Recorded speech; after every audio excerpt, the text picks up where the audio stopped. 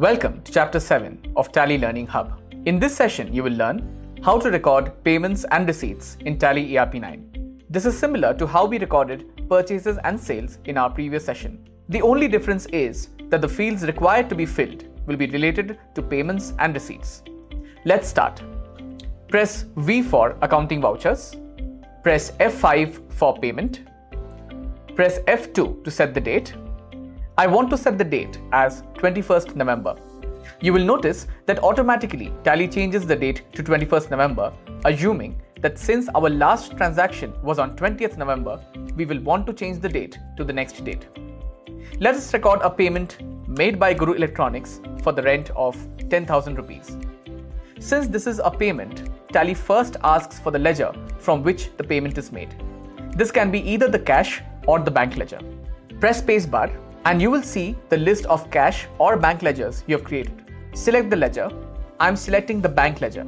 Now, let's select the ledger to which the payment is made. Press spacebar to see the list of ledgers and select the ledger. I will select the rent ledger. Enter the amount. Press enter until you get this bank allocation screen. Here you can enter the method by which you are making the payment: check, transfer, or others. Depending on the method of payment, you can enter the check number or UTR number if required. This will be useful if you use our banking features like check printing, check management, and bank reconciliation. Enter the narration if required.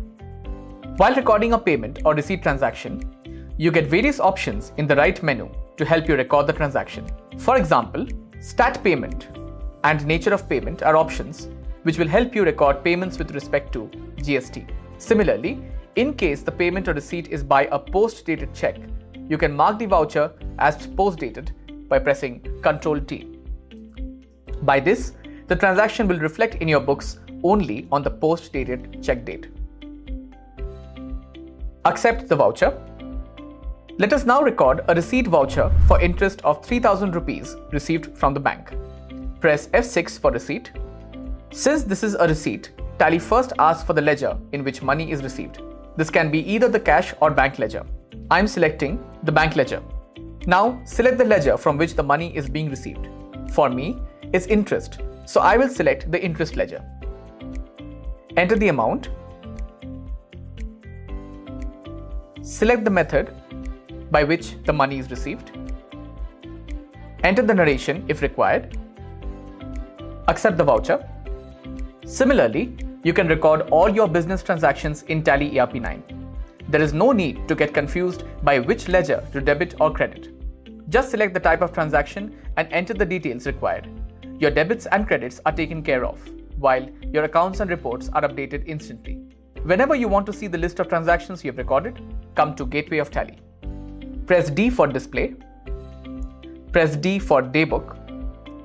Here, you get the list of transactions you have recorded on that date.